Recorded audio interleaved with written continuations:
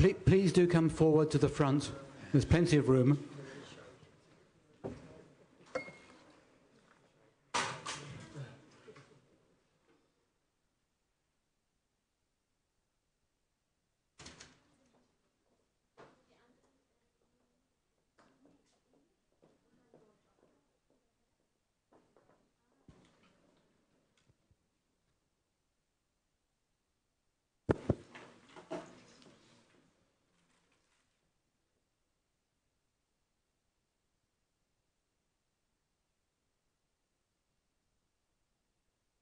Well, good afternoon, and thank you very much for coming to this session. It's good to see so many people. Apparently this is the most popular of the breakout groups. What we're going to do is, over the next 2 hours, is talk about the way in which the MIPEX 3 results might relate to national and European policies in this area, and if we can identify particularly common policy trends between certain members of the EU states, and think about how the policies in education affect the inclusion and social mobility of minorities and immigrants. And we've got 3 members on the panel. I'm going to be the moderator, who will be talking about these. First of all, they're going to make some initial statements, and I'm going to ask them some questions, and then we're going to open up the session to the floor for you to ask questions as well. So, on my right, Barry van Driel is International Director for Teacher Training and Curriculum Development for the Anne-Frank-Haus in Amsterdam, where he's worked for the past 20 years. He's also been Editor-in-Chief of the International Journal Intercultural Education since 2000, and was the Secretary-General of the International Association for Intercultural Education for most of the past decade. He's also a Senior Educational Consultant for the Office of Democratic Institutions and Human Rights in Warsaw, and a consultant to UNESCO and the Fundamental Rights Agency. On my left is Maurice Crul, Professor at the Amsterdam Institute for Social Science Research, and for 15 years he's been working on research on education of children of immigrants in the Dutch context and in cooperative European and transatlantic contexts. He also coordinated the International Ties project with partners in 8 European countries, and was the principal investigator for the transatlantic project Children of Immigrants in Schools. And last but not least, on the left, Barbara John, who has worked as coordinator for language training for migrants in the Berlin Ministry of Education since 2003. But she was also Commissioner for Migration and Integration of the Berlin Senate from 1981 to 2003, and in that capacity addressed primary questions concerning the Berlin Senate's policy on foreigners and integration. So we've got an experienced panel before you, and I'm going to start by asking each of them to make a short statement that sets out their view on the potential for education to address issues of integration and social mobility. So first of all, we'll start with Barbara. Oh, sorry. I'm going to surprise them by not... Sure. Is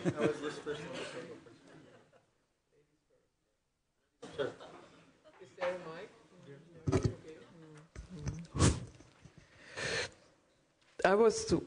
When I was thinking about this discussion, I was suddenly a proverb came to my mind.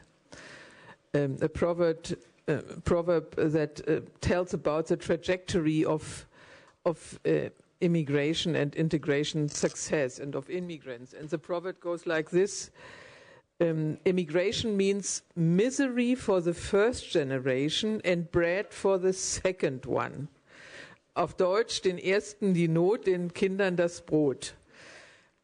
And when I was thinking about the current situation in Europe, and of course the indicators we saw in MIPEX 3, I was not sure whether this is still only the description for the 18th and the 19th century.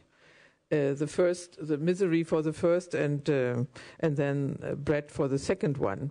Because when we are looking at post-war migration in Europe, I think it is not unduly exaggerated when we say it is no longer clear that the first generation is worse off than the second generation? Isn't it just the reverse thing, that the first generation, the guest worker generation, was better off than the second and third generation, not in all opportunities, but in many opportunities? So more opportunities for the first, less opportunities for the children and the grandchildren. I think there is some truth in it, and there are some reasons I want to give. Two distinct reasons. Today, the successional generation of immigrants, they have to compete with the better educated national generations, the native generation, and because they are better educated now, and in former times they had to compete only with uneducated domestic youngsters. So when the migrant children came, the native children, we had a better education. We raised the obligatory schooling age or schooling years from 8 to 10 years. Now it's 12 years. And the migrant kids only had 5 years, and they never did it until 16 and so on. So the competition between the migrant children and the educated domestic children is bigger. Number two is the labor market. The reason number two is the modern labor market needs high skills. And competition and skills need parental and educational sophistication. And I think that these two things, the second generation got too little from both worlds. They get not enough support from their parents, and they get not enough educational sophistication from the system they have migrated into. Classic immigration countries, why are they doing better when we can see when we see the indicators like USA and Canada? My interpretation is that they are more loyal to the needs of the newcomers than to their traditional system, as it is the situation in Germany. Or to say it in another phrase, they don't adapt the children to the programs and to the system, but they adapt the system to the children. And this is a tradition in those classic immigration countries. We don't do that, and in many European countries they don't do it either. So I think we can forget about participation and social mobility if the system is not adapted to the needs, which is also one of the big indicators which was measured. And this is not only true for the children of immigrants, it is true for all children. It is also true for children who have only very poor parental support. So this is mine. Thank you. Maurice. Yeah, I think I will pick up on a few things you mentioned already, because I agree about many things. I want to say a few things based on our study, European study, in 8 European countries on the second generation. We compared especially second generation Turkish youth in 7 European countries, both education outcomes, labor market outcomes, but also identity and religion. What we found overwhelmingly that education is the driving force for all the other domains. So children who are doing well in school also score high on identification with the country they are living in. They score low on radicalization in terms of religious Islam. So there's, in all these domains, there's effects of education. So indeed, education is a driving force. Mm-hmm. But interesting enough, and that's also maybe interesting for the debate on MyPECs, it's not related so much to targeted policies of integration. The main driving force for outcome differences across countries are institutional arrangements in education. Meaning, when does preschool start? When does tracking start? Is there early selection, late selection? Is the school system permeable? So can you switch from a vocational track to an academic track? So more these institutional arrangements made a big difference. So that's why second generation Turkish youth in Sweden score very well, because they start early in preschool. They select only at age 15, and most children directly go into the academic track. While in Germany, that's almost the opposite case. And a lot of the targeted policies are actually policies that repair these institutional failures. For instance, if you start in France, all children start to go to school at maternelle at the age of 2.5. So they learn French as a second language in an educational environment. So afterwards, they don't need to repair French as a second language anymore in primary school or secondary school. While in systems where they start late, there's a need to repair this deficit at a later age. So that's also maybe the things we are measuring in MyPECs are actually the repairs we are measuring. So maybe more policies on that front actually are an indication of system failures. So that's one thing I want to emphasize. The other thing is, I think for the discussion, we have looked especially at school outcomes. Of course, there are other issues, and MyPECs looks at that too. For instance, well-being, or are the sort of cultural rights respected, and especially how the newcomers are treated. So I think for the discussion, it's very important, especially to look at differences in policies for newcomers and for the second generation. I will stop there. Mary. Thank you. I was asked to first say a few things about my vision and my views on education and how that can benefit or actually hinder the social mobility of migrants. So I want to do that. Now, I think in contrast to most people here, most of my work is in the field. Because I work for the Anne-Frank-Haus, I tend to work directly with teachers, teenagers, in a variety of countries. So my comments will be, I think, based primarily on some of those experiences. Also, my work for a variety of international organizations. And also, and I think that needs to be said, I am a second-generation immigrant in the United States and a 1.5-generation immigrant in the Netherlands, so both of those statuses. And some of my comments will be based on that and my own experiences of having been told throughout my educational career in secondary school in the Netherlands that I would never succeed, that I would not be able to make it to the university. Now, I do want to say a few things about my work and the concepts that are being used. When we talk about migration, for me, many times in my work, for instance, in Italy, where I work quite often, there's a lot of migration from the south to the north. Many of the issues that are touched upon here are similar for those coming from the south to the north. I also work a tremendous amount with Roma or Gypsy organizations in Central Europe. They are also missed by this index. However, many of the issues there are even felt more profoundly among those communities that we're talking about. So it's a little bit of a difficult issue. I want to focus even a little bit more on the word integration. That my concept of integration, given my experiences, is a little bit different.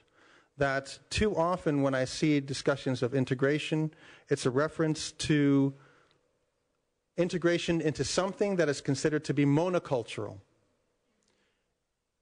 Integration to a monocultural society with long traditions that don't change somehow, a culture that is static, that is not dynamic.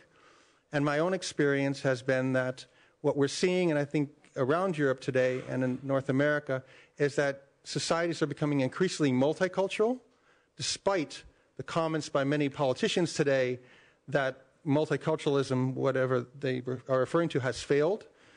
Multiculturalism is a reality in societies, And if we're thinking about the term of integration, if we want to accept that term, it's being rejected by some people. I had a discussion with Tariq Ramadan about that, who says, I don't want to talk about integration. I want to talk about belonging and sense of belonging. But however, if we accept the fact that we are living in a multicultural society, then integration into a multicultural dynamic society with, and it was mentioned earlier, hybrid identities, that is different than integrating into a society that is monocultural. What kind of consequences does that have? Translating into the educational sphere. Several years ago, in the meantime it's more like 7 or 8 years ago, Gary Orfield at Harvard University with the Civil Rights Project decided that it would be time to investigate to what extent legal policies in the United States coming out of the Civil Rights Movement, the famous Brown versus Board of Education decision, which desegregated schools. Desegregation is different than integration, of course. To what extent that had an effect in the United States? What was his conclusion? His conclusion, after studying the extent to which desegregation had succeeded or not succeeded, was that schools in the United States had become more segregated than they had in the past. But he has something more to say and something interesting to say. And this reflects on the concept of integration. What he said was, and what he found, was that what you found in the United States, and I think you're finding this quite often now in European societies, the European societies that we're living in, that all of us here come from, that you're seeing schools that are primarily white, that there's a kind of white flight into these schools. And he calls these, by the way, he calls this an apartheid situation, a white flight. And then you have other schools, which you could call rainbow schools. Sometimes they've been called ghetto schools, or they've been called black schools in the Netherlands, but I would call them rainbow schools, which is the entire spectrum of all the other nationalities, cultures, and backgrounds that young people come from. So therefore, again, if we're talking about integration, and we're talking about a multicultural society, who needs to integrate into what if we're seeing this segregation taking place in the way that he describes it? I want to talk about one other thing, is that one of the things that I think that is oftentimes missed is if we're talking about education, we tend to have a very narrow view of education, about what happens within the classroom, what is happening with the curriculum, what is happening with the teachers. But of course, education is much broader than that. It's not only formal, it's also informal education, but it's also looking at community, school, and community-teacher relations. In many of the articles that I publish in the journal Intercultural Education, that I'm the editor-in-chief of, in many of those articles, what becomes very clear is that in policy statements, that also in research into the relationship between schools and communities, that there are very poor relations between schools and communities, that, to use the word immigrant communities do not see the school as something that is part of their own community. They see that as something foreign, as something alien, as something that does not promote the kinds of values, the kinds of education that they think is important. And so something I think it's very critical to focus on that relationship between community and the schools, and to prevent the kind of segregation we're seeing at the moment, this kind of white flight, where everybody from the white community is moving out of they're staying in the community, but they're sending their children to private schools or to all white schools, and then leaving all the others to go to this other school, which oftentimes has much lower status, and where the education tends to be somewhat inferior. I'm just going to leave it at that. Thank you very much. I'd now like to start asking them some questions. I would, first of all, urge you all to actually look at some of the MyPEX indicators, because the indicators, if you look at them in depth, I think you need to go to the website to do that, do cover some of the points you've been raising about segregation in schools, in particular, is there, and also about selection and permeability. Yep. They're in the indicators, very deep in there. But I'd like to ask you each now to comment on how you think those indicators illuminate national and European trends in educational policy, perhaps focusing particularly on the policies most familiar to you, German and Netherlands. Maurice, would you like to start off? Well, I looked at MyPEX indicators, and indeed a number of indicators that are graded there are among the common indicators. Just last year, a green paper was published by the EU, naming almost all possible policy measures in terms of integration in education. And MyPEX covers a number of these, but it also there's also some missing, I think. So I've counted like 14 indicators, and that I would include, and so about half of them are in the MyPEX and half aren't in there.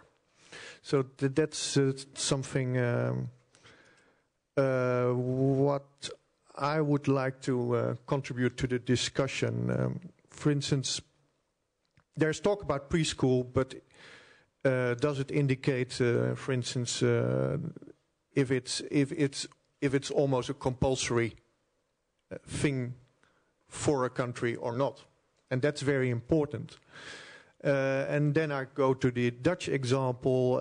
Now there's measures for preschool, and they're aimed especially at immigrant children.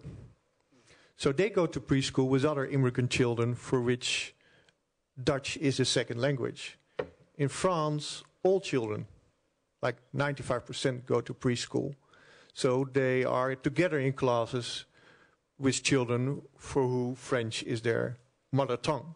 So I think these are very important issues if you want to sort of grade what is an effective way of putting preschool in place. For instance, for measures in secondary and in primary school, what is to be considered effective measures is, for instance, making classes smaller, hiring a teacher assistant, having second language support in all subjects.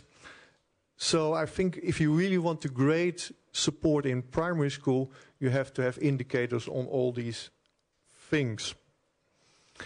Another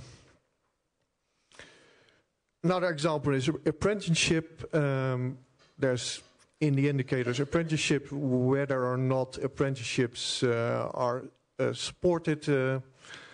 But I think the real question is there, like in Switzerland with the Brückenangebot, children are coached towards apprenticeships and also are supported to get an apprenticeship. There's a number of countries where children have to find an apprenticeship on their own.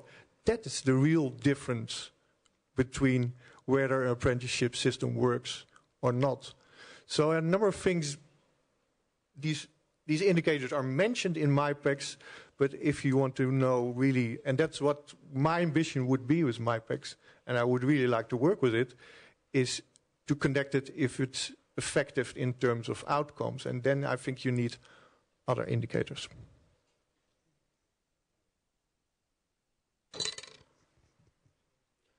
Okay, let's maybe a reminder of the 4 dimensions when it comes to education. The 4 things that were looked at is access, targeting needs, new opportunities, and intercultural education for all. Now, 2 things that I think these are good indicators as such.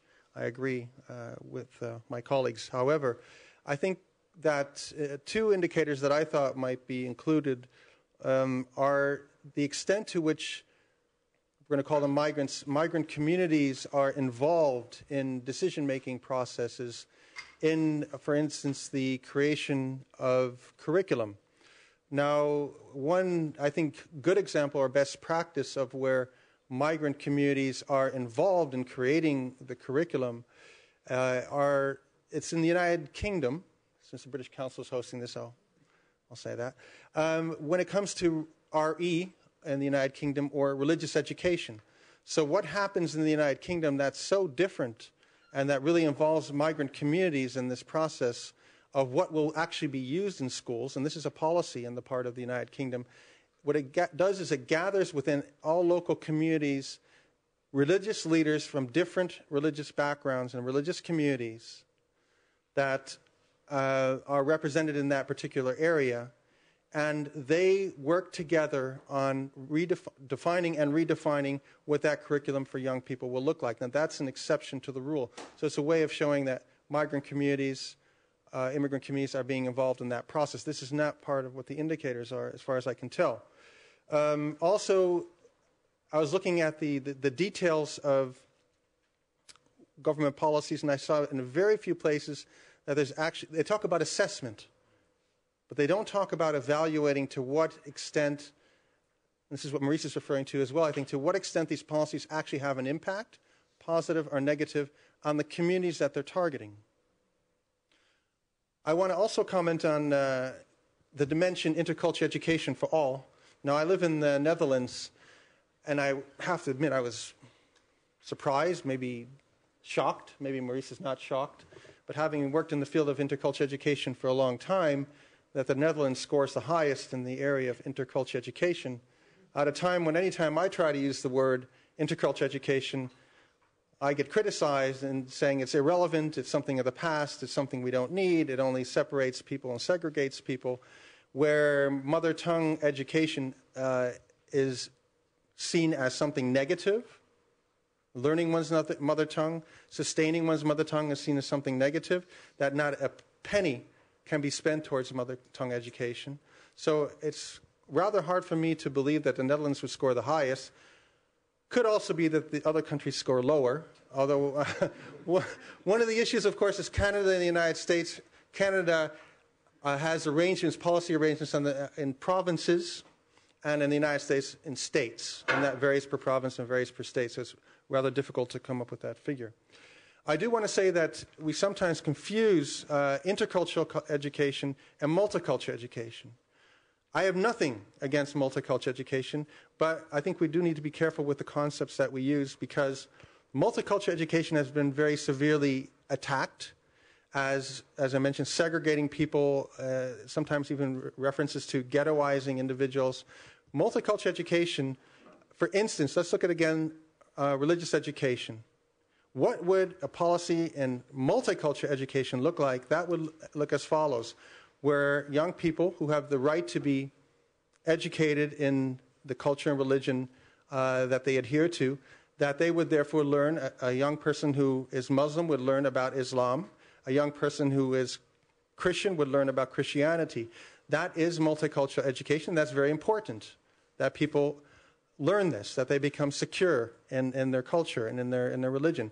However, by most standards, that's not intercultural education. Intercultural education in the area of religious education is something that, for instance, the Council of Europe is promoting at the moment, and also is being promoted by the OSCE, the Organization for Security and Cooperation in Europe, which put out a document, and I have it here if you want to see it, called The Toledo Guiding Principles in Teaching About Religions and Beliefs. What does that refer to, and why? And that is something that is really missed throughout Europe. You are seeing programs being implemented for young people to gain the right to be educated in the morals and the tenets of their own religion.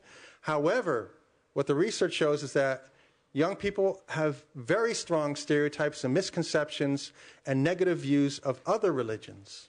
Intercultural education in the area of religious education means learning about each other's religion, learning to respect each other, mutual understanding, gaining, basically targeting those misconceptions that exist. So that is intercultural education. One other thing that I think was mentioned earlier is a big problem looking at the data is almost no countries, and Germany's an exception here, which is very good, that almost no countries feel it should be a priority to recruit people into the workforce, into the teaching workforce that come from migrant or immigrant backgrounds. There are very few countries that do that. I was at a conference here in Berlin last year where the figure of 1% was mentioned. That was a year ago. A figure of 5% was mentioned today. But let's say it's somewhere between 1% and 5%. And if you're looking at 20% with with a migrant background in Germany, then that's far too low. This is too low across the board. That in itself is a problem. However, what is the research also showing? The research is also showing that if you ask teachers whether they feel prepared to teach in a diverse classroom, that the most, if they're honest, will say, actually no. Very few teachers grew up themselves in a situation where they were in a diverse classroom. They have no experience as a teenager themselves, primary, secondary school, being in a diverse classroom. But now they're thrown into the lion den. Suddenly they have to teach in this multicultural classroom. They don't know how to do it. So that's one thing. That can be resolved. That's an issue of teacher education. But secondly, what also a lot of the research is showing is that many teachers not only don't have the experience and feel ill-equipped to do this, but many have a negative attitude towards diversity, low expectations of their students who come from these diverse backgrounds.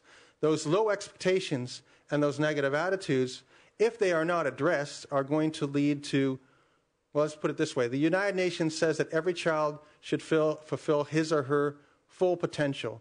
Then we can be guaranteed, if they are not trained in this way, how to deal with that diversity, that these children will not reach their full potential. Thank you. Barbara.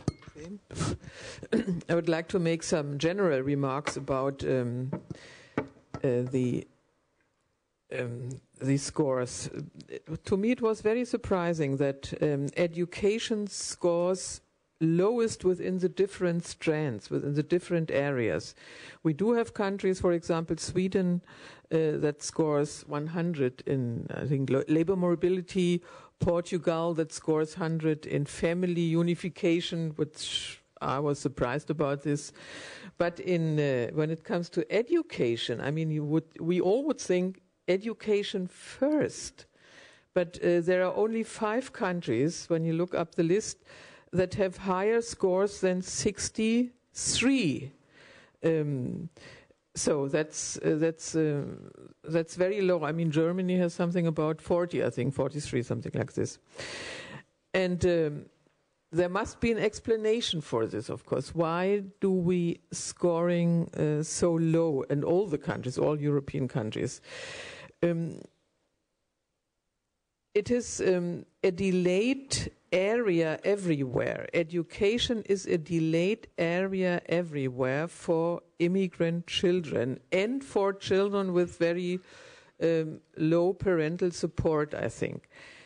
And there might be an explanation which also explains, Maurice, your interpretation, where that it works well when you have good educational arrangements, institutional arrangement.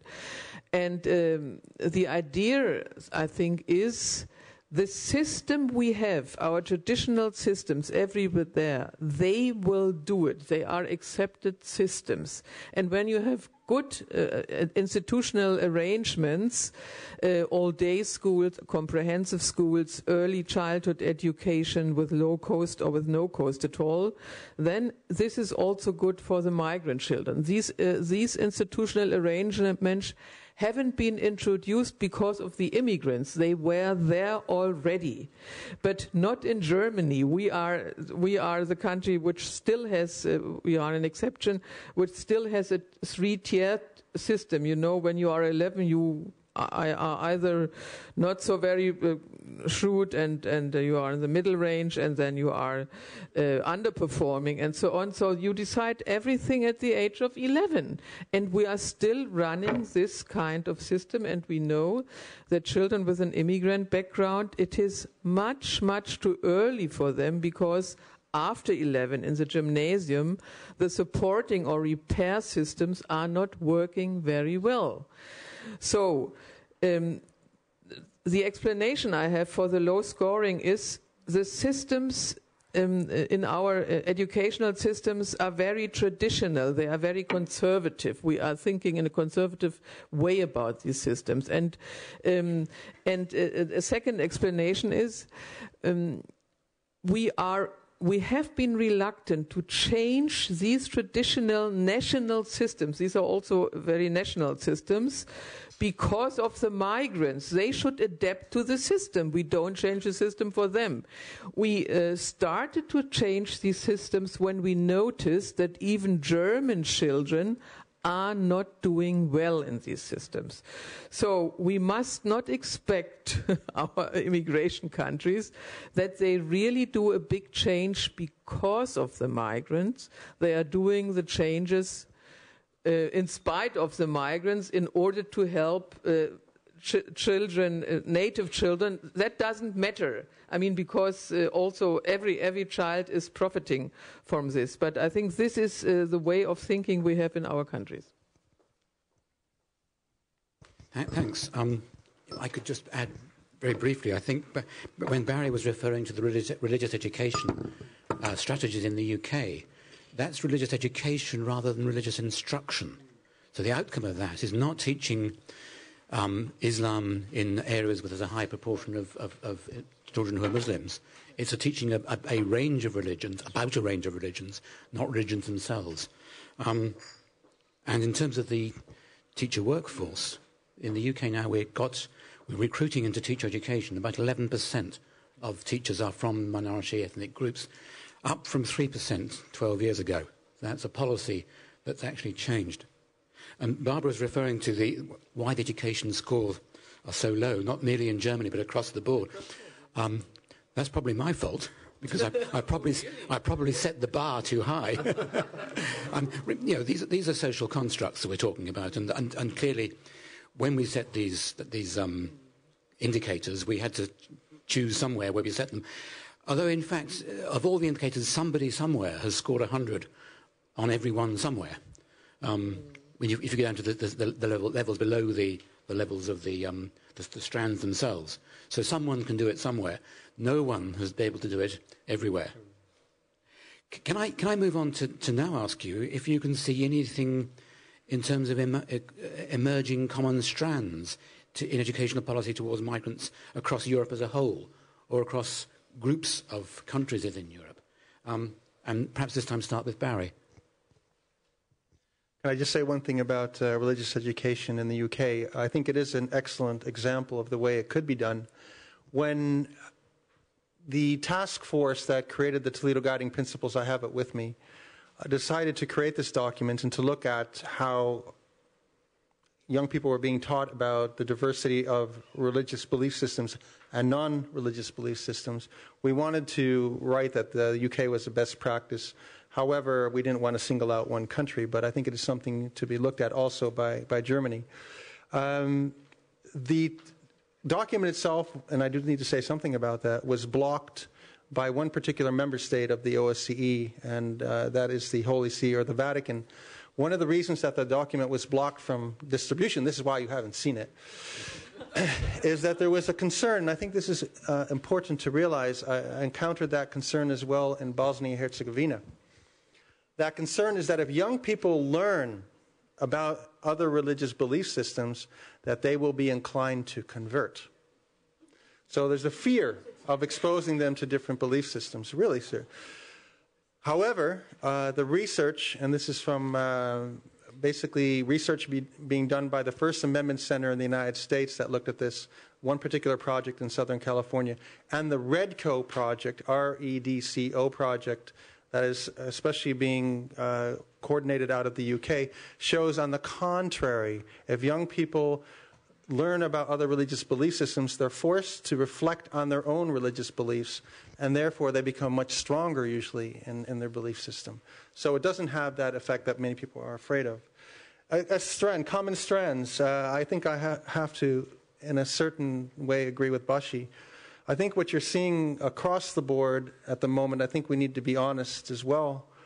And it makes me very frustrated and discouraged after 20 years of work in this field, and maybe many of us feel that way, is there's a very cold and chill wind blowing across Europe at the moment, that we're seeing comments, and this is after this index was created, I guess, by David Cameron in the United Kingdom, by Angela Merkel, We're seeing comments also by the Dutch Prime Minister. We're seeing this by, and these needs to be said, are conservative governments, that multiculturalism has failed. In the Netherlands, you're seeing now a return back to the basics, as so-called.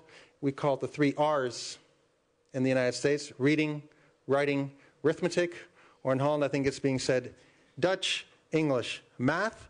That, of course, entails a very limited and conservative view of what education is about. Is education only about, for instance, those things that are measured in PISA? Or is education something different along the lines of the United States, the United Nations, that education is about becoming a responsible citizen, a global citizen, a person who is aware of social events. So therefore an emphasis on citizenship education, human rights education, multicultural, intercultural education. I think at the moment this cold wind that's blowing through Europe is going away from a focus on citizenship education, defined in a more broad way, and much more towards focusing on these basics again. And I think that's unfortunately, the trend that I'm seeing in just about every country at the moment, especially the countries that I'm working in. I just want to I have one quote here that I think I'll give to you, Bashi, from your country, unfortunately. But I find it very typical of the direction we're heading into. This is from your wonderful Cultural Affairs Minister, Mikkelson. And this is the quote. And I'm just going to leave us to reflect on that quote. There are still many battles to be fought.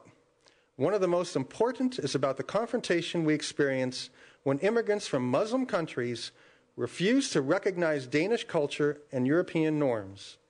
In the heart of our own country, a parallel society is developing where minorities are practicing their, and this is the key, medieval norms and undemocratic thoughts. So if we think about this, we have to think about if we expect young people to learn to live together, if we expect young people to respect each other, and these kinds of statements are being said by our governments, how do we expect that to happen? I think it's very difficult. And so I think this is and by the way, it's having an effect. If you look at I will call them shadow elections that take place in schools among 15, 16-year-olds. I'm trying to collect that. If you have them, send them to me. Germany's the exception, by the way. But if you look at Denmark, if you look at Holland, if you look at Austria, if you look at what political parties young people in schools gravitate towards, especially the non-immigrant youth, so the white youth, what they gravitate towards, in Holland, the largest party would be Geert Wilders' PVV among the youth. In Austria, what we're seeing is that it wouldn't be a majority, and it wouldn't be the largest party. I think second largest would be the far-right parties of Austria, also among the youth. In Denmark, you're seeing the same kind of trend. So I'm hoping that Germany remains the exception in the data that I've seen. But what I can say is I think you're seeing that these comments and these statements by politicians who tend to be respected by teachers especially are penetrating into classrooms and the attitudes of young people. Barbara, would you like to? Oh, yeah. Yeah. Well, we are talking about common strengths we can observe in our countries, and the question is why is priority in integration policies given to other strands or to other areas, and that is overwhelmingly all over Europe. The policy interventions are normally given to things which are directly linked to classic topics in immigration, for example, to citizenship, labor market integration. And the point is, there is a federal, normally in all of our European countries, for these things, citizenship, labor market integration, labor laws, there is a federal responsibility and federal competencies, while in education we have a very splitted system everywhere. We have a federal system here in Germany. And the other point is, when the state starts to define who belongs to us, who is going to become a Dutch, who is going to become a German, and so on. He is showing sovereignty, he is showing control.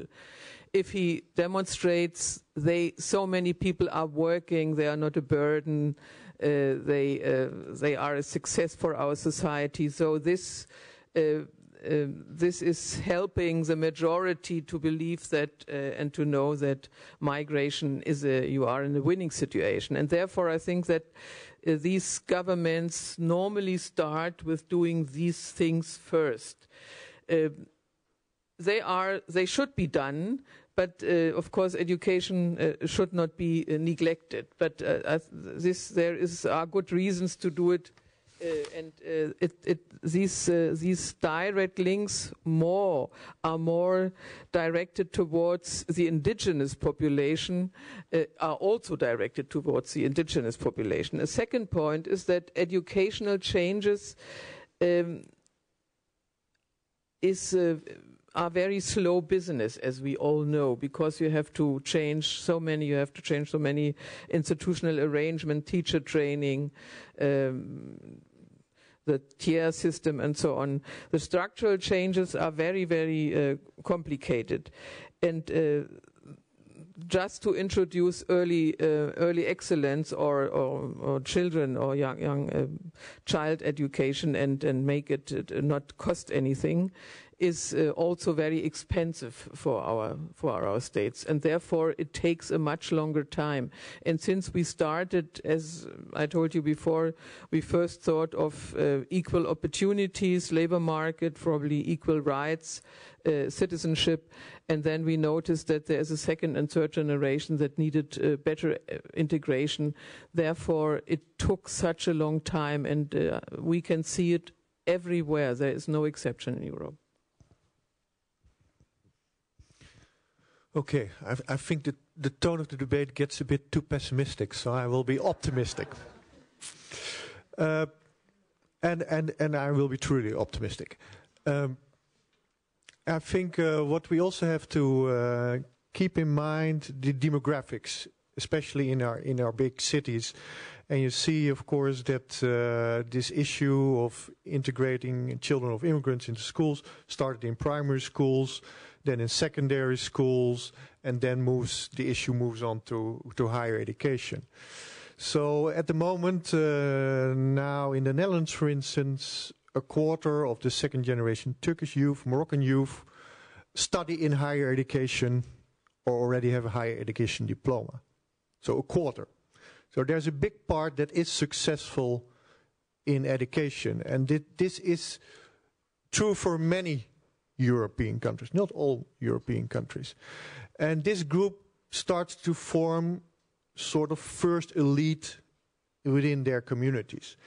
And my hopes are mostly focused on them. And what we see that they start to become, because now they become parents, they become active in primary schools, they start to demand certain things from primary schools. They don't want to repeat what happened to them because their parents were not able to communicate with schools. So they are a very active and demanding group as parents. But you see also that they are very active in terms of mentor projects, homework classes. They are very committed to their own communities. And 2 years ago we had an international conference for our project, and I especially wanted to invite student organizations set up by Turkish and Moroccan students. And one of the interesting things was they met with each other for the first time on a European level, and they saw that they were involved in the same sort of interventions, setting up homework classes, mentor projects, organizing information for parents, advising parents. So I think maybe we should be pessimistic. I agree on a number of things in terms of policies and especially changing institutional settings of schools. We are moving much more, in many cases more, towards more inequality, especially in the Scandinavian countries, than to more equality, although Germany is an exception in the sense that there is now more talk about full-day schools, about later selection, Gesamtschule. I mean, I think we should also... Yeah, but it's a positive trend. It's a positive trend. We moved away from selecting at the age of 14 to the age of 12. We moved in the other direction. So cherish your positive developments. That's maybe also something we should... but I think we see common developments across Europe, but I think the most positive come from below. And especially, I think we have to think through more the group that is successful as a motor of change in education. And the demographics, I agree with Barry there. Our cities are now becoming majority-minority cities. The city of Amsterdam, in 10, 15 years' time, the old Dutch majority group will be an ethnic minority group like all the others. That will need a huge psychological change. But our schools will change, our societies will change, people who are in charge and leading positions will be of very different ethnic backgrounds. And this will be the motor of change. And I don't think it will come from policies or governments or anything like that. Yeah, indeed, these are all socially constructed institutions, and the societies themselves will construct these institutions. And London is already where Amsterdam will be. Yeah. I'm a minority in London. Yeah. In a moment, I'm going to ask for questions and comments from the audience, but I'm going to give, while you're thinking about that and what you want to ask, I'm going to ask the three panellists if they could like to very briefly comment on what the other two have said. So, Barbara, have you got anything to say about what Maurice and Barry have been saying? Do you want to comment on that at all? No?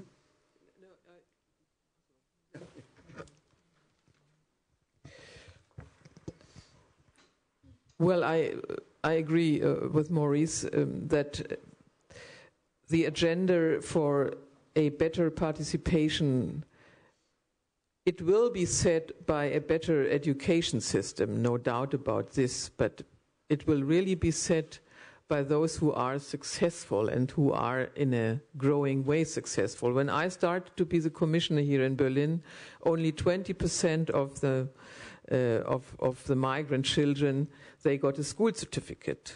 20%, that was in 81. Now, 30 years later, it's a lot of time. It's one whole generation. It's more than 80%. It's more than 80%. So there is a success. And these young people, as we have seen this morning, Niker and many other ones, they will set the agenda. I'm sure about this, and they will show or they will demonstrate that all the talks that are around that it will never be a big success is simply unrealistic. The realism comes from these young people, but 25% is not enough. They are here. We not only need them all, they all deserve to have the best education they can get, and they don't get the best education we can offer, and that is the point we should discuss. Yeah.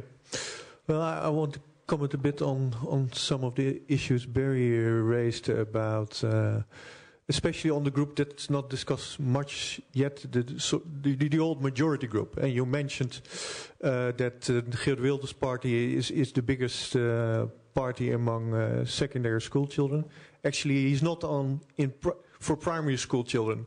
That was the Social Democratic Party. So maybe in the future, our future is more for the young people. But I think it's an important group, especially in the big cities, especially for the reason I mentioned before. They are in a transition process of being the old majority group, but becoming the new ethnic minority group in the city. And that is an important psychological process. And I think partly the populist parties are winning because this psychological process is now going on. And these children have difficulties defining themselves in this new society. Who are they? can they see themselves as just an ethnic minority like all the other ethnic minorities in the cities? They have a problem with that. So also if you talk about segregation, it's always interesting to talk about these issues. Then they talk about segregated schools. And that they mean that these are the schools where the immigrants' children are. But in terms of diversity, they are the most diverse schools, of course. And it's the children of the old majority group that go to the segregated schools, actually. If you, and we did ask in our survey also ask about friendships and ethnic backgrounds of friendships, the most segregated group is the old majority group. They usually only have best friends of their own ethnic background. And in this new society, which will be multi-ethnic, I mean, it's not normative. It will be the reality of our big cities in Europe. They are the least prepared by education, by the schools where they go to, for this new multi-ethnic reality. They will have a huge integration problem in the future, and we're not addressing this at all.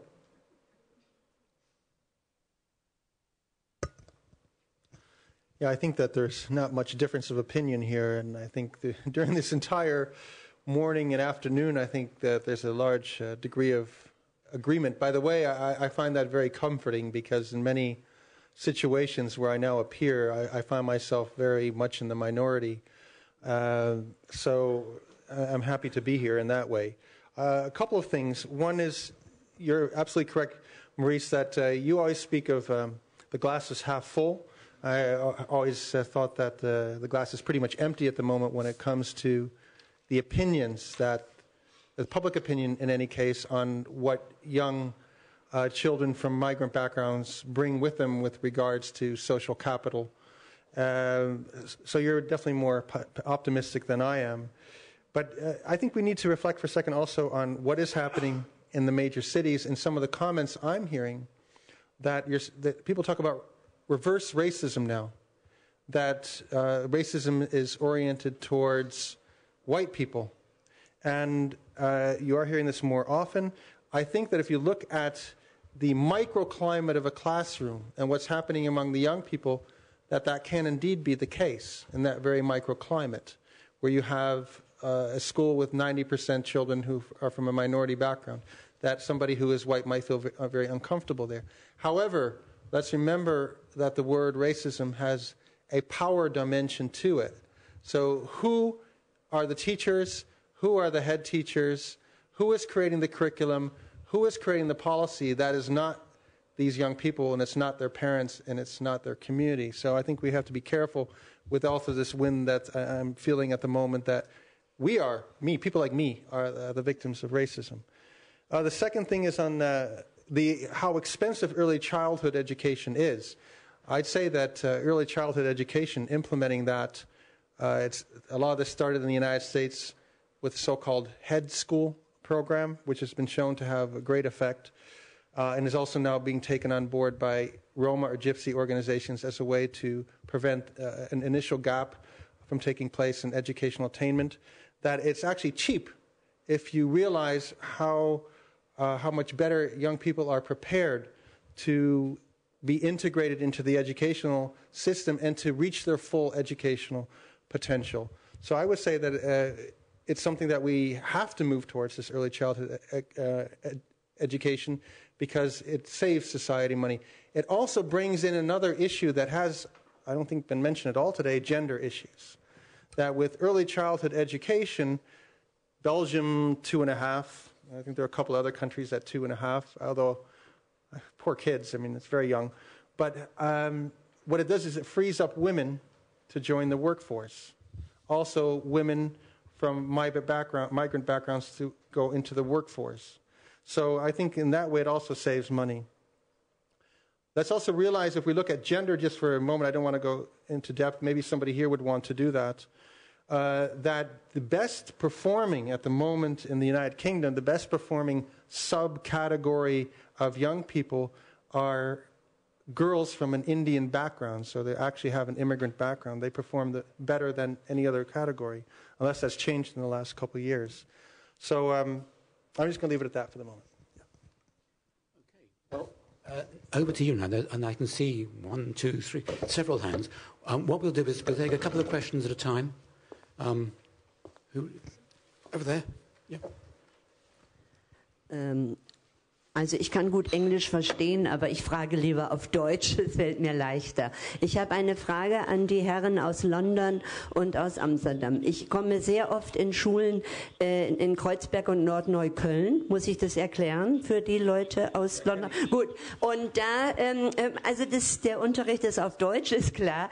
Und in den Pausen hört man eben fast nur, Türkisch oder Arabisch. Und das ist ja nun, das brauche ich glaube ich hier nicht zu erklären, das ist ja ein Großteil des Erlernens der Sprache. Ja, egal jetzt, ob ich in der Pause über ein Fußballspiel rede oder über eine Fernsehsendung vom Vortag. Und mir scheint, das ist ein ganz wichtiger Faktor. Ich darf vielleicht noch einblenden, Frau John wird es ja wissen, als die Realschule in Reinickendorf vor ein paar Jahren beschlossen hat, es wird nur Deutsch geredet in den Pausen.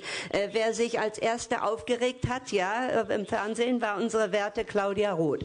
Klammer zu, ich möchte wirklich wissen, wie das in London und Amsterdam läuft und Rotterdam, ob da auch Schulen sind, wo nur noch die Sprache das ist der Mehrheit der Kinder. Die Mehrheit der Kinder ist einfach, hat eine andere Sprache zu Hause. Thank you. And one more question.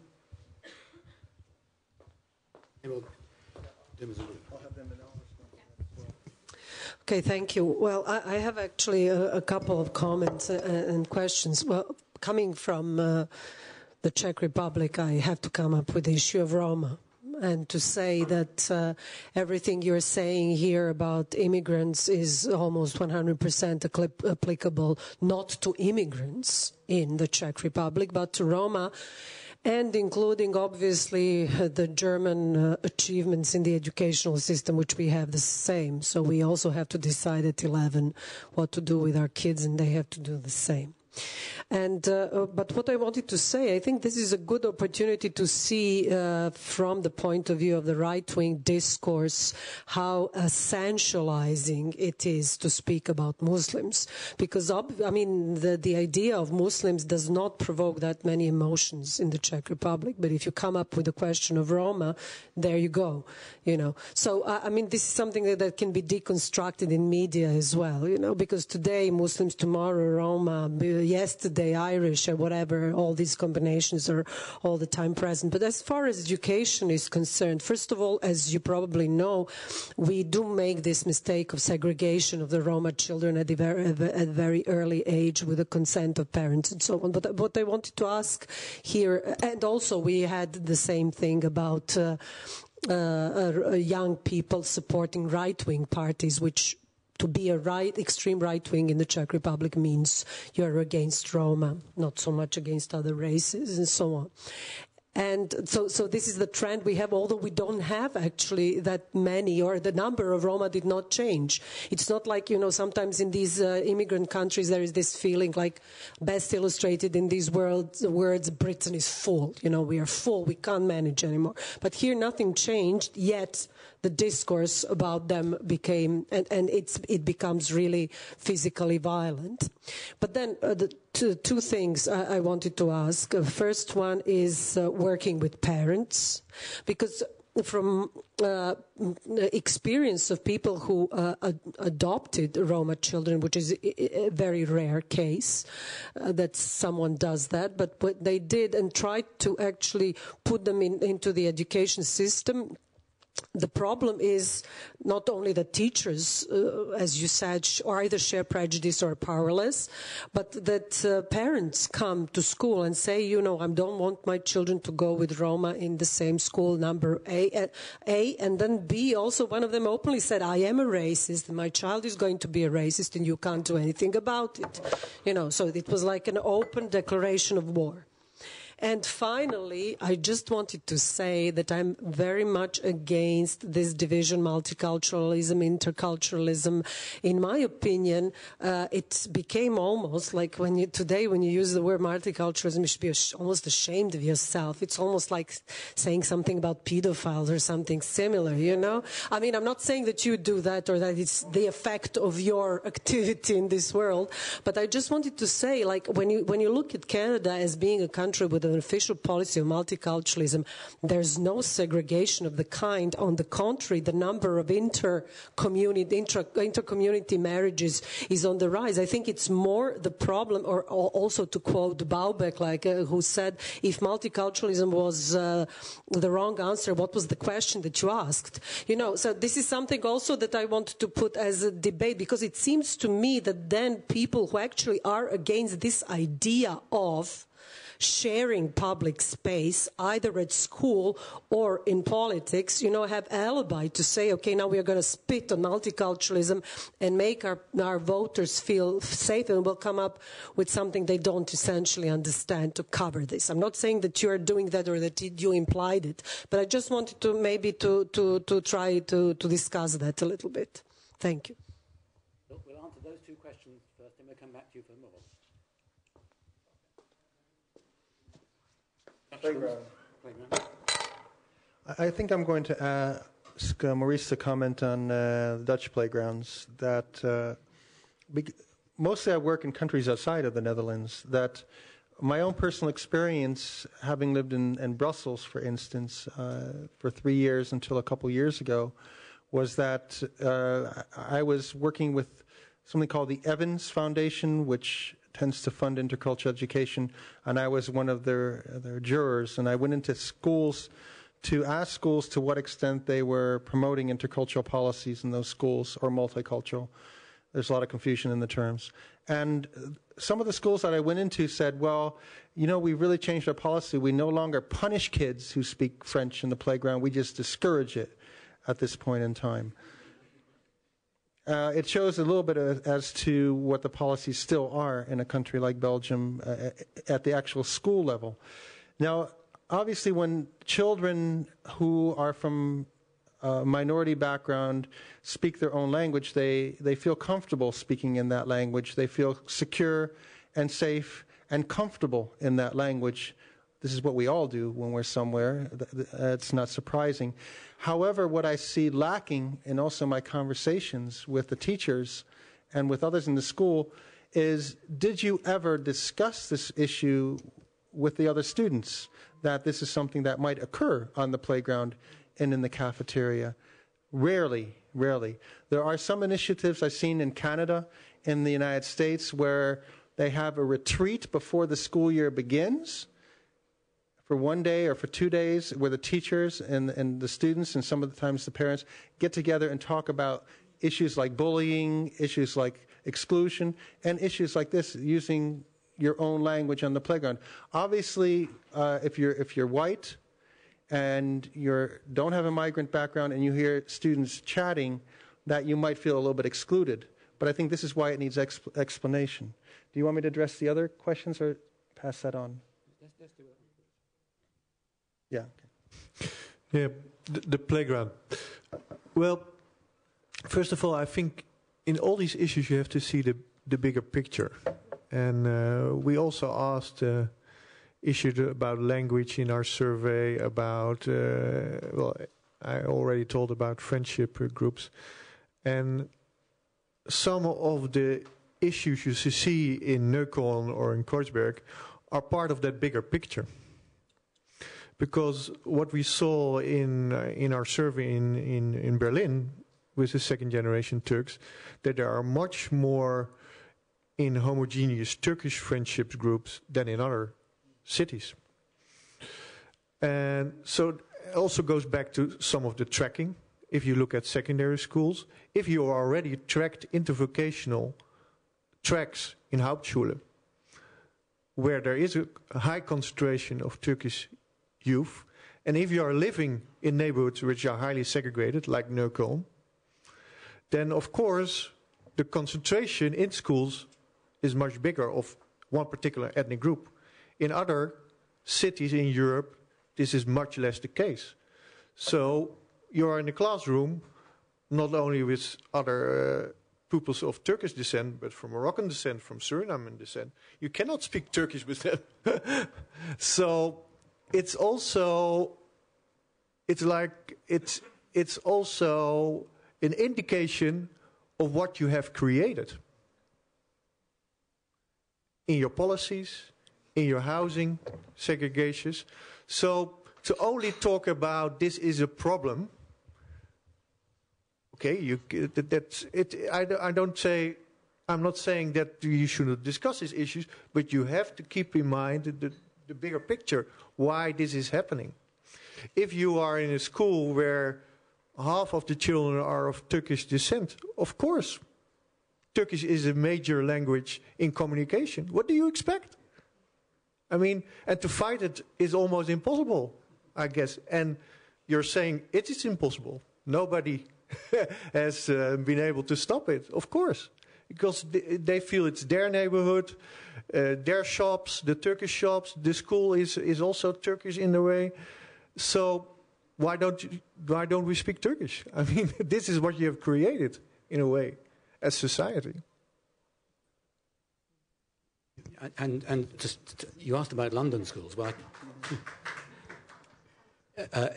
London schools are in that same situation. There's 250 languages in London. In any inner city school in inner London, no one language will be dominant. The only common language they have is English, which is the situation I find myself in going to European meetings, that the only language we have in common is English. And we talk in English, and I'm the minority because I have no private language. Everyone knows what I'm saying, whereas the French or the Hungarians get together sometimes and have a little chat between themselves in Hungarian or French, and I'm outside. I'm the outsider. That's not necessarily, though, true of all UK schools. In certain areas in the north of England, northern towns, there will be areas where there will be an Urdu-speaking majority in certain schools in certain areas. And there, as you were saying, with the Turks, that would be the language that would be spoken in the playground. And I don't think any teacher would dare or want to actually intervene and try and control that private space. That's the kids' space out there in the playground, and so it should be. And it is their community, and it's what they'll speak in the shops. And when I go to my local shop, I sometimes speak in Turkish because that's who my shopkeepers are. Well, you see, we have already 3 different answers to a very simple question. I add another one, a fourth one. And this time, Maurice, I'm much more realistic and optimistic. You said this is what we have created, this is a result of the circumstances. Well, it is as it is. It is normal that groups stand together, they speak their mother tongue and so on. But school is a public space. And in school is the space where you can learn, at least you can try to live together in this student society. And therefore, the schools and the student, they have to be aware of what they are doing. I think this is a great situation, educational situation for the school, what happened in Hoover School about 7 years ago. And they did it like this. They came together and said, well, the Arabic children, they speak Arabic, the Turkish children, the German children, and Serbo-Croat children, and so on. And they use their codes in order to be hostile towards each other. Is this the atmosphere we want to have? Do we want to have this in this school? No, we don't do. And therefore they decided to have German as the common language. But without a language policy, for example, that there are commissionaries who run around and say, well, stop speaking Turkish and so on. I think this is a situation we are having in our society, and we are having in our schools, that people sit together and say, we have a problem here, and how we are going to solve it. And they solved it in this way, and therefore no dogmatic institutional arrangement. You have to speak settle your own problem in order to live together in a civilized way. It's very easy. I have a different response to that.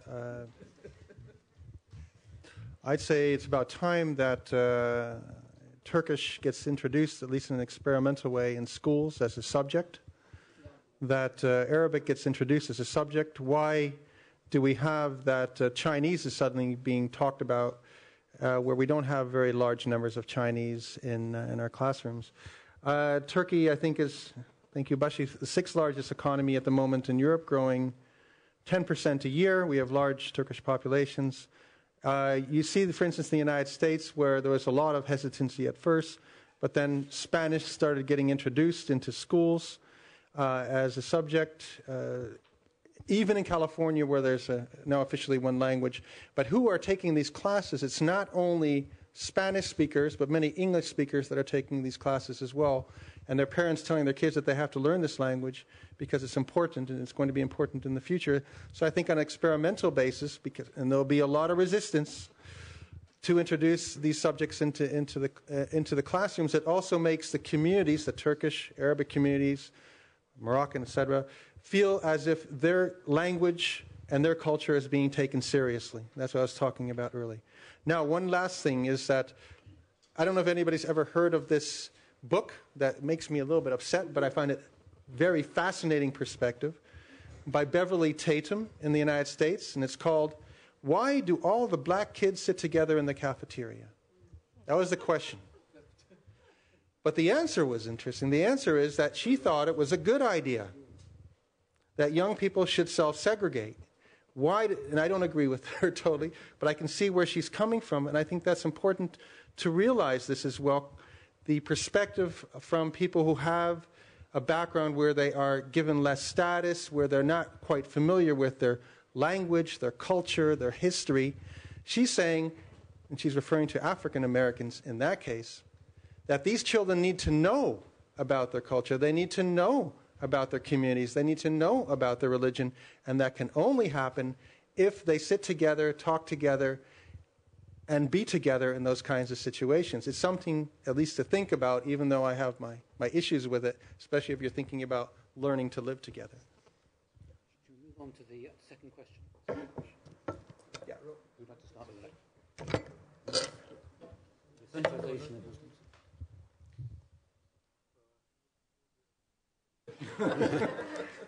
No, he comes from an organization. Yeah, the Roma issue, I think, having worked in various countries around the Roma issue, one of the things that is, and I'm going to give a brief answer because you can talk for hours about this issue, that it's absolutely true that many of the themes that have come up here are very relevant to the Roma community. One myth is that Roma parents want their children to go to separate schools because they supposedly want them to only be introduced to their own culture, only be introduced to their own language if they speak a different mother tongue. But the research shows that Roma parents really want their children to be integrated into schools with other children. So that is one myth that exists that is simply not true, given the research that's shown there. Many Roma are funneled into special schools in the Czech Republic, and there have been many court cases at the European Court of Human Rights, European Court of Justice on this, that at a very young age already there's a gap, an educational gap between Roma youth and other youth, that what we're seeing and what Maurice is referring to among the Turkish community, that you're seeing many now entering into higher education, those that have a Turkish background. That is much less the case among the Roma. And also that many of the policies, for instance, in Spain, that have been implemented to help young people with an immigrant background have not quite been as successful for the Roma population. A lot of this has to do with Roma history, that if you talk to many Roma communities, they feel very threatened by the outside world. They also refer to them as gadja, as outsiders, as people who could be a threat to their community, that many of the values, many of the norms, many of the morals of the outside world, of the majority society, are a threat to their society. And in my experience with many Roma NGOs, it's the feeling that every time in history we get closer to the majority society, it works to our disadvantage. We want to remain somewhat invisible because we are at risk.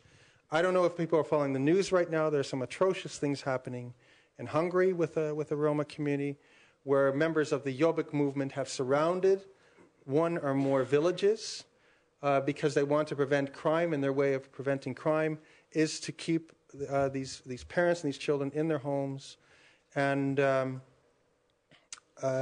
under the assumption that if they come out of their homes, they're going to commit crime. The police are doing nothing. The authorities are doing nothing about the situation. And that, of course, is especially a situation in Eastern Central Europe. There are some good practices, some excellent practices, and I'm just going to mention them very quickly in Eastern Central Europe. Maurice has worked a lot with mentors from the community itself. This has been happening in the Czech Republic. It's been happening in Hungary and in Bulgaria. That's been very effective. But also creating community schools. Community schools are community schools are full-day schools. I think they're sometimes also referred to, where the Roma parents are invited to participate in the school, to play a role in the school, to see the school as benefiting their own community, bringing them in as resources. That had a tremendous impact on dropout, a tremendous impact on students skipping school, and also because many Roma who are from traditional communities, are not very well educated, that the schools also perform a function in providing education for these parents so they can also improve their status and improve their job skills. When that happens, it tends to have a great impact. But for the most part at the moment, if you look at any minority group in Europe, and which group is the most at risk, also educationally, it is the Roma.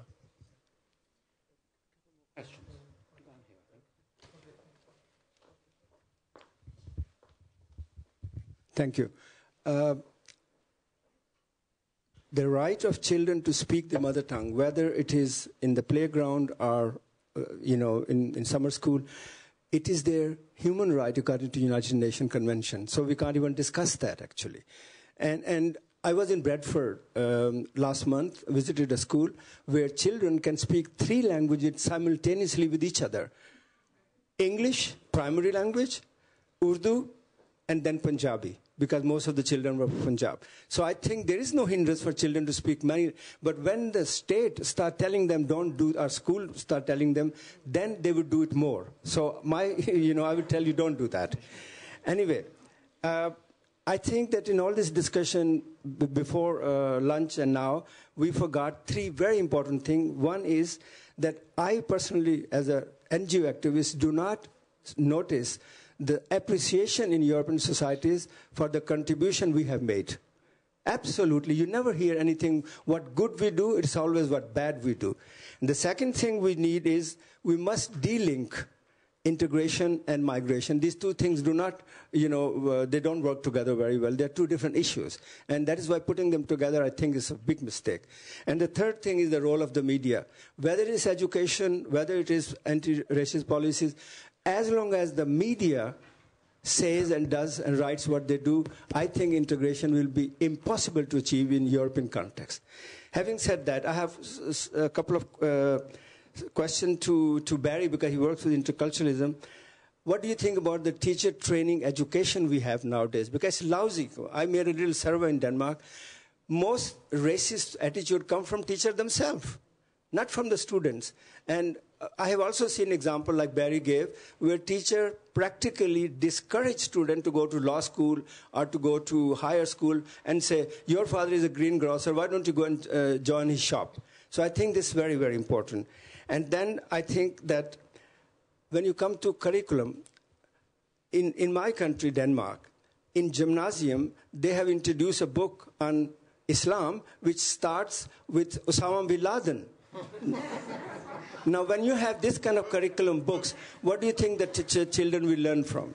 And the last, it's horrible. And the whole curriculum in Europe, Professor Ross, is very Eurocentric.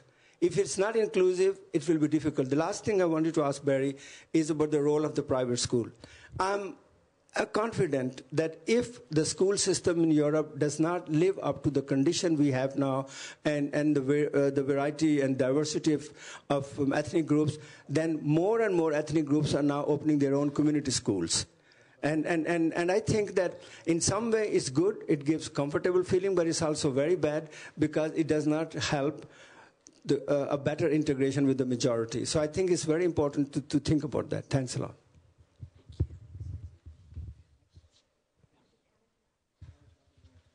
Thank you. My name is Serena Wilbert. I have been working on comparative studies at the European level already in the 1980s, looking at the educational orientation and success of children in schools in several European countries with European Science Foundation.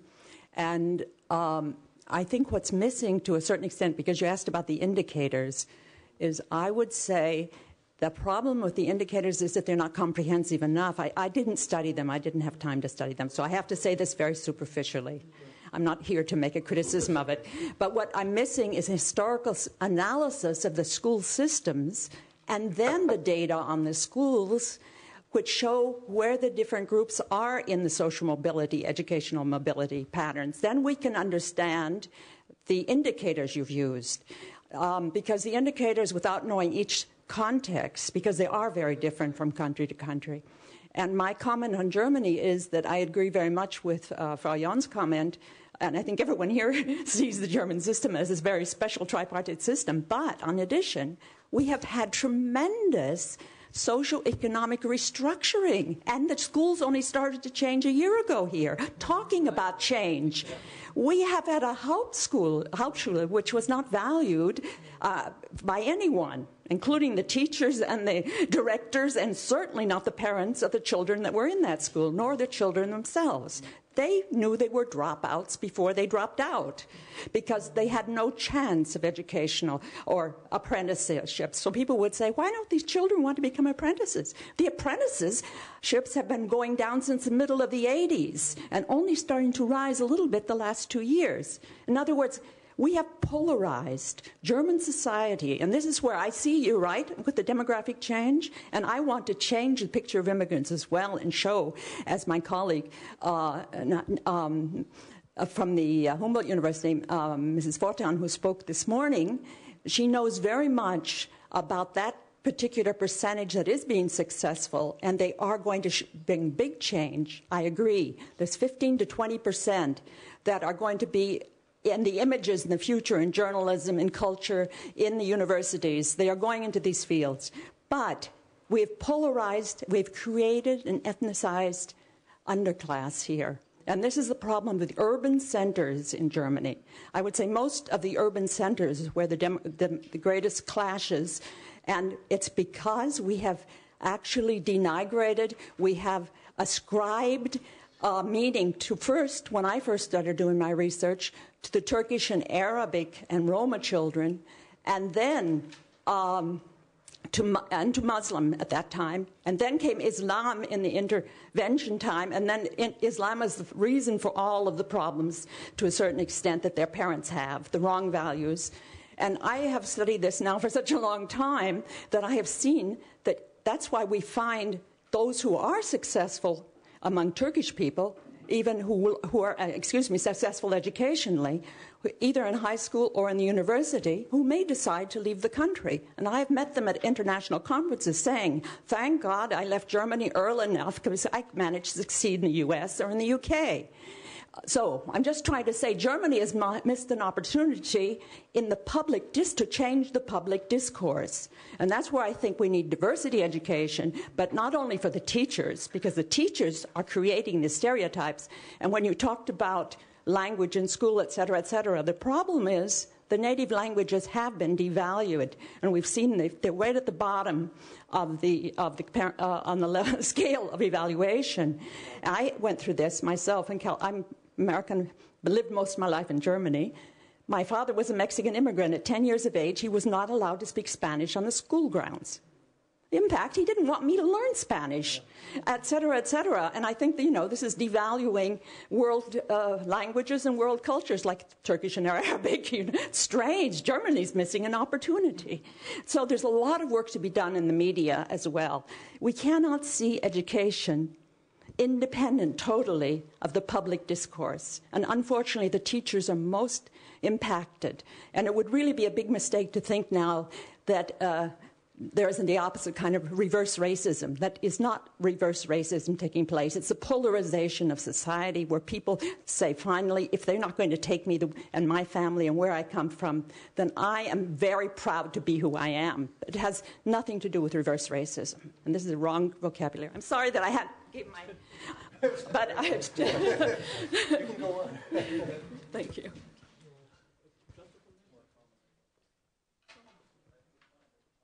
I would like to react on the previous question.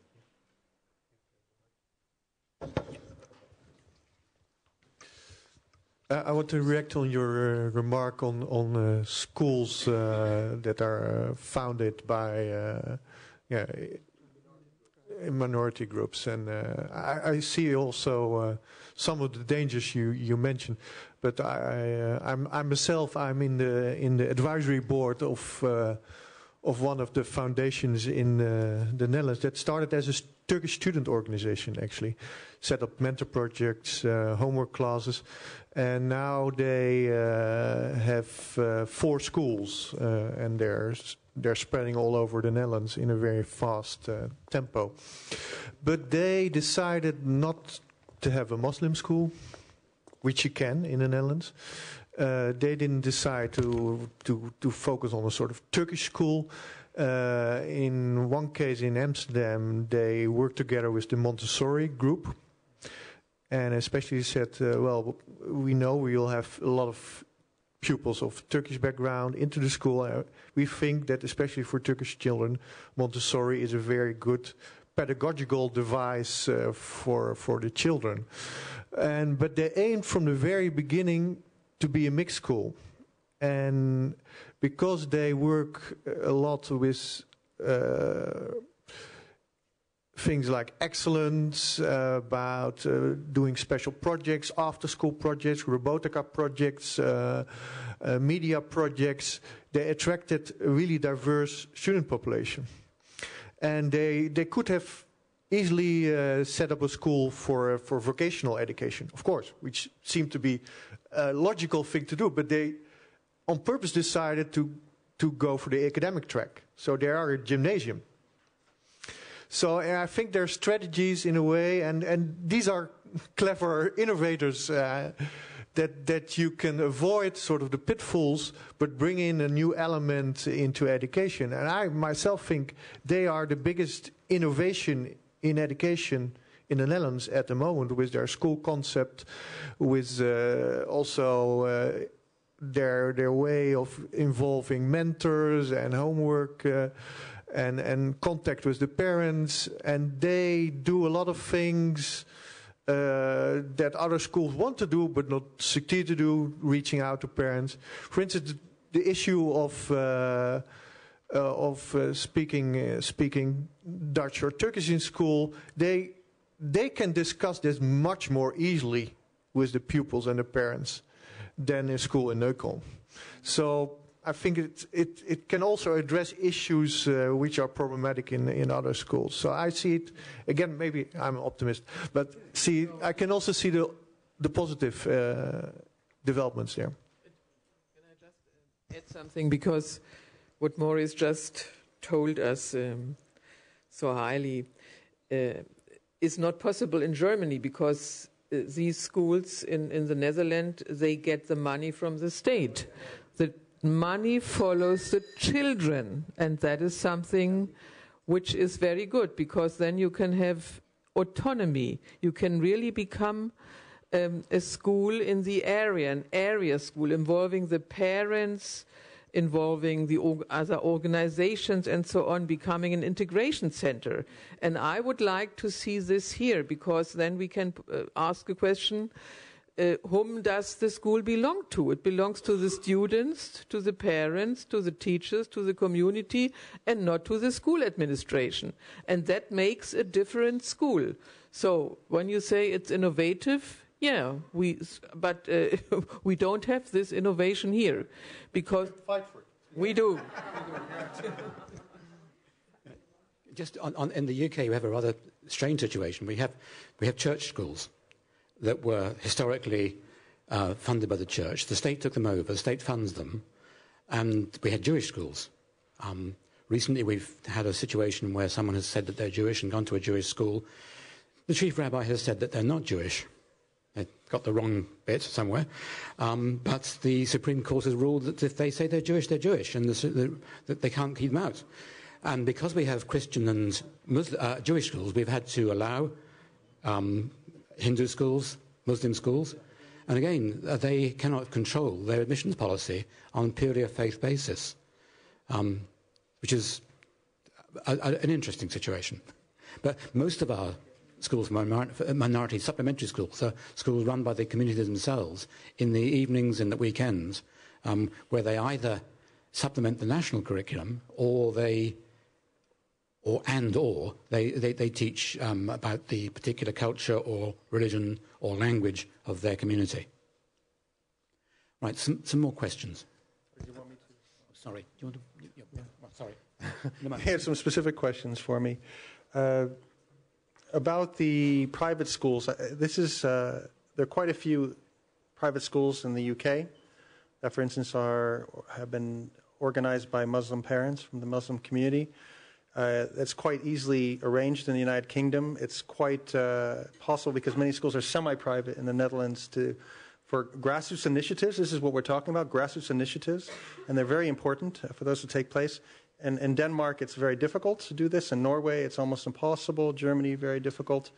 And in the case of Denmark, for instance, I've seen 2 initiatives in the last few years where they tried to introduce multicultural policies and tried to introduce as an experiment Arabic into the school, and it was banned by the government. Said, no, you may not do that. With respect to appreciation, I think that's an extremely important word.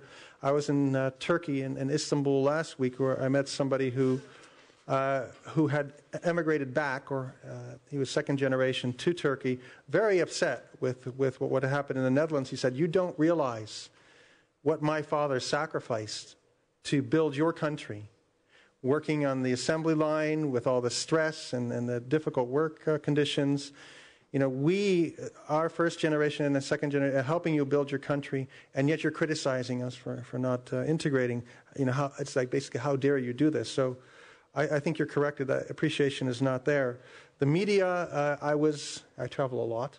I was in the United States 2 weeks ago speaking about Islamophobia, and I did a workshop with students, different workshops with students. The first thing I asked is, what do you think about, what's the first thing that comes to mind when you think about Muslim men, Muslim women?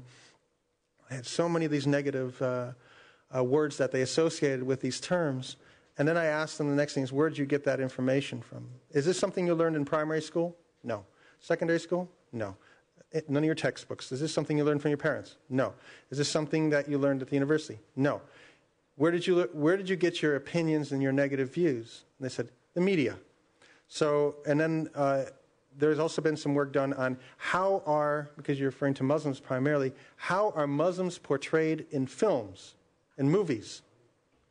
And if you look at cartoons, if you look at feature films, it's almost always negative. Number one, that all Muslims are Arabs, and all Muslim men are dangerous and untrustworthy, and all Muslim women are either exotic or oppressed. But this is almost the only image that's presented. Since we're in Germany, there's a woman, Sigrid Luchtenberg, who has done work on the media reporting in Germany on this, and she shows that when conversations are about Muslims or Islam, it's only in a negative way.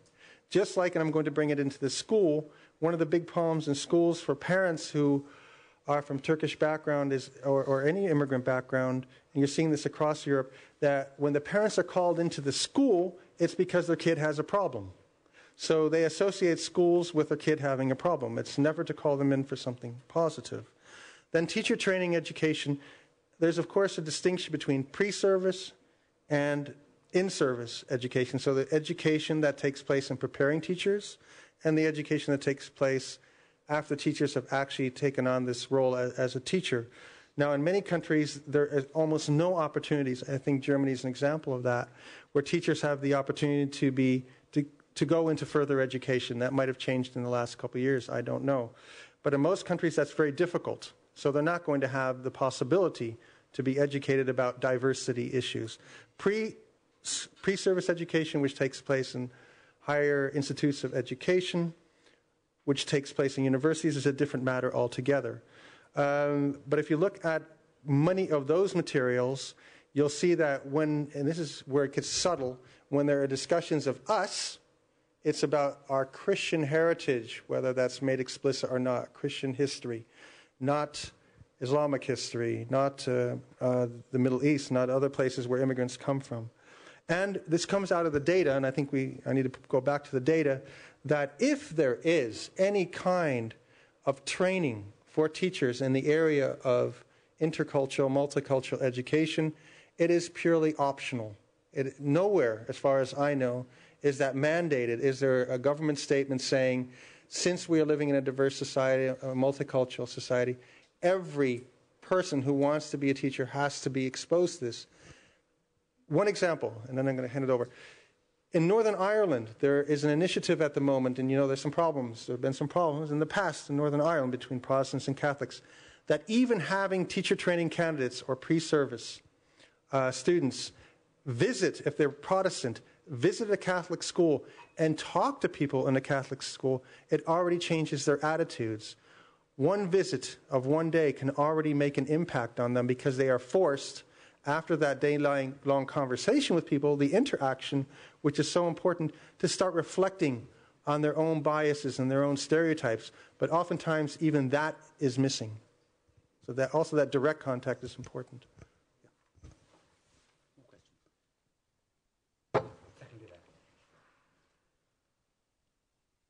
I have a rather practical question, because I'm doing media work with young people in schools in Neukölln, and me and a group of other people, we're also anthropologists, and just to better understand the context we're working with,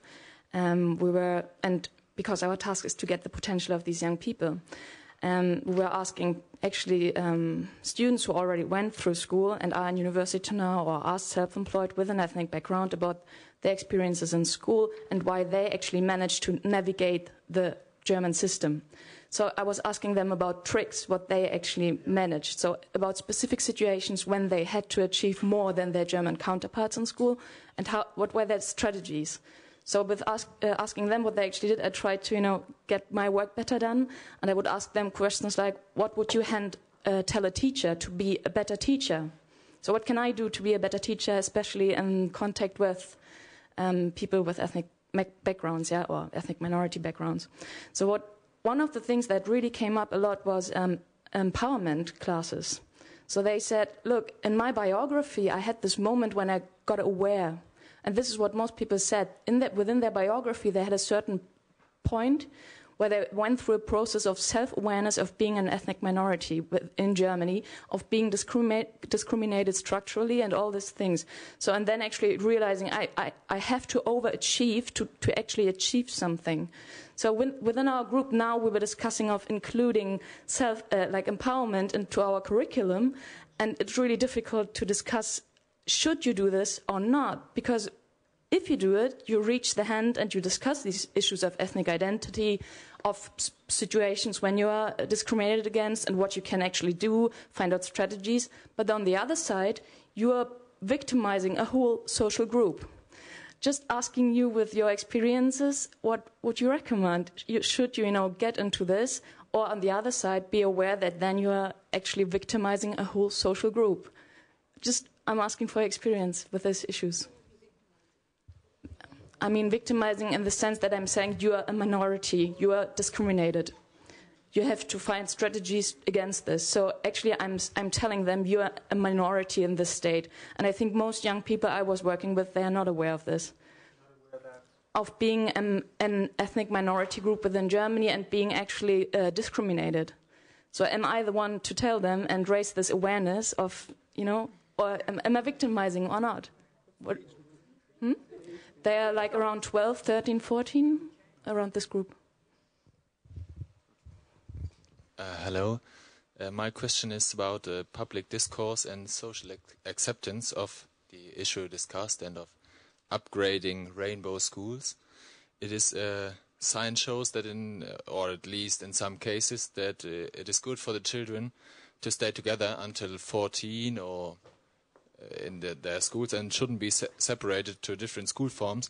But if you discuss this subject, as I have done with some middle or higher class German parents, they would say, but we want our children to get special support and better education, and we want this separation as early as it can be. So how do you answer this to this argument parents might have?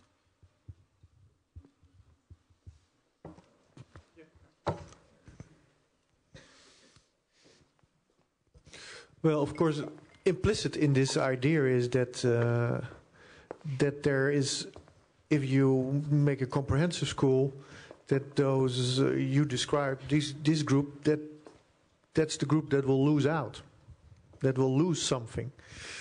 And actually, if you look at every international survey on these matters, shows that there is never this group losing out. A comprehensive school system usually also provides better chances for middle class and upper class children. So, but the assumption is very deep ingrained. So it's more the image and not the facts you can present. So you could easily present the facts of these international studies, and still these parents will continue to have the opinion that it's better. So maybe it's not so much about what they aim for, but it's what they feel comfortable with. And we have an expression in Dutch for this too, that people feel most comfortable among their own socioeconomic class, people like we. Yeah. And in the Netherlands, a similar thing has happened, actually. Schools were given the opportunity to select children or not. So this is part of the decentralization of the Ministry of Education. Schools know best how to handle education matters, so they could decide whether or not the Hauptschule children would be separated from the Gymnasium children and the Realschule children. And as a result, all the schools in Amsterdam, except one, started to separate the children. And they all said it's because the parents want this. But of course, you create in the end a school where in the end nobody is happy with. And a society which nobody is happy with. The same with segregation. I did an advice for the city of Amsterdam about school segregation. And then we asked people, what sort of school do you want? And they all want mixed schools. They don't want what is called indeed in the Netherlands a black school or a white school. They want mixed schools. But because of all their individual choices, they ended up in segregated schools. So I think individuals are somehow not able to make the right decisions here. And it means that politicians have to have the courage, and policymakers have the courage, to step up and say, what sort of society do we want? Is this the society we want? That the Turkish children in Neukölln go to the Hauptschule, and the children of German descent go to the gymnasium, and then we think that will be the society of our future. Is that what we want? I think that's the real issue you didn't discuss. Leaving up to individual choices, then you end up with this. and then actually the choice that they want will not come about. That's what we said. We have free choice in the Netherlands, and we end up with a choice that nobody wants. That's a paradox.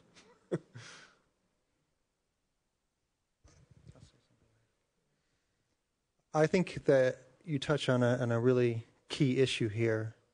And I think that the trend, and it has been identified already, is this white flight into private schools, into other neighborhoods, into places that are very monocultural. And I think it's very difficult to stop that unless it's going to become a policy to try to stop that. In the Netherlands, a decision has just been made to just let it go under the guise, and this is important across the board in Europe, under the guise of parental rights. We as parents have a right to send our child to the school that we want our child to go to. We want our child to get the best possible education. And one of the things you're seeing across the board as well, and this started in the United States, is the scoring of schools, how well they do on standardized tests. So what you're finding is that the elite schools and those schools that cater mostly to a native population, established population, tend to do better than the schools that I call rainbow schools. So parents are going to want to, if they're white, spend the extra money, the few thousand, to send their kids to these private schools. I agree with Maurice, but I think it's a trend that we're seeing. I think it's a trend that's very difficult to reverse, and it's a trend also that goes against parental rights. I mentioned the United States earlier. After decades and decades of busing and of measures that were taken, they have failed to really integrate the schools. And part of that reason is because it's always been the children of immigrants or black children, minority children being bused into white neighborhoods, and there's not the other way around. And who defines policy? Who has power with lobbying? Who has influence? Who can access policymakers? Very few occasions are those are the people with an immigrant background. So it's us and our friends, for the most part, our network of the educated and who have power already in society that want our children to get the best education. It's people like us who are sending our kids to these private schools. Then to find out the question on separation, because on empowerment. Yeah. That if you think it's controversial, I have a very clear solution for you. It should probably not be you, unless you've already opened up about who you are and they trust you completely, and you can debrief them on that if they get upset by this. But you can also give them an assignment. That would be my solution. Go to your parents and talk to your parents and ask what they think about it, and bring that into the classroom, and let's have a discussion about who minorities are, and we'll see where we come. So then it's their parents talking to them about this issue, and giving them the feedback and the support that they need, rather than you, if you don't feel comfortable with that. Another issue that's tied to that, which is a very tough one for many people, is white privilege. In the United States, you see many training sessions where they're trying to make it clear to people who are, and male privilege, by the way, as well. It started with male privilege, that we as males have a certain amount of privilege in society. Those methodologies have now been translated into talking with white people, white teachers, about the certain amount of privilege that we're not aware of at all that we have in society. And it's tough because we tend to become very defensive about that. I don't think they can translate. I think, I see the interpreters grabbing their heads because you need a microphone for these things. Well, I'm also a practitioner, and as far as I understand your dilemma, you are hesitant to take up their complaints and to tell them, yes, you are a victim of this somehow hostile environment or so on. I would take it. I would go a very concrete way and ask them, what is happening to you? Why are you feeling like this? Are you discriminated against in the subject matters or in school? And then I would go to the teachers or to the headmasters or to the school authority. Oh.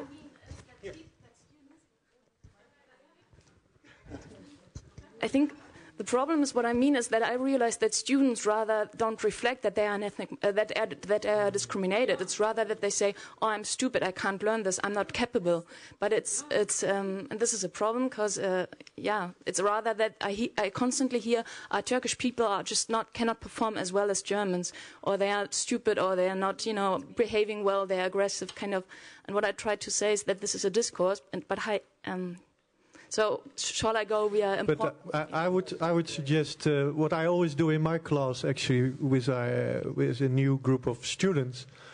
I always ask them in a very neutral way to sketch their school careers, to give them a sort of biographic element, and they can sort of build up their story. And some do it very elaborate, and some do it small. But then they can sort of put some personal history into it, and then it's not about their ethnic background, but it will come into the story. Always it will come into the story. And the next question I ask, where do you want to go from here?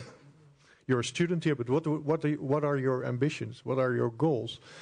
And I think empowerment is about where did I come from and where do I want to go. And the biographical element is important for telling that story and getting to these issues, discussing these issues without saying, do you feel discriminated or do you feel you come from a bad neighborhood? They will tell this information in their biographical story if they want to. If they don't want to, they will not do it. But maybe others will do it, and then maybe they think, okay, it's okay to talk about it, then I can tell it too. But I don't think you should address these issues directly. I'm not very comfortable with them. I don't think we have to draw to a conclusion. My advice would be different. Would you hesitate if this was about gender? Would you not whip up the girls to see what was going on? I would certainly do that as a male, but I would also do it with a migrant group as well, if I thought they were being discriminated against. And as for the white flight thing, I have a very short answer to that. Education is thought to be either based or partly based on your genetic inheritance and partly based on your environment. Is it your home environment that's so appalling that you think your children will fail, or is it your genes you're worried about? Children succeed in all situations. I'd like to thank the three panellists, Barbara, Maurice and Barry, and thank you also very much for your contributions, and the interpreters for struggling on for 2 hours. Thank you very much. Thank you.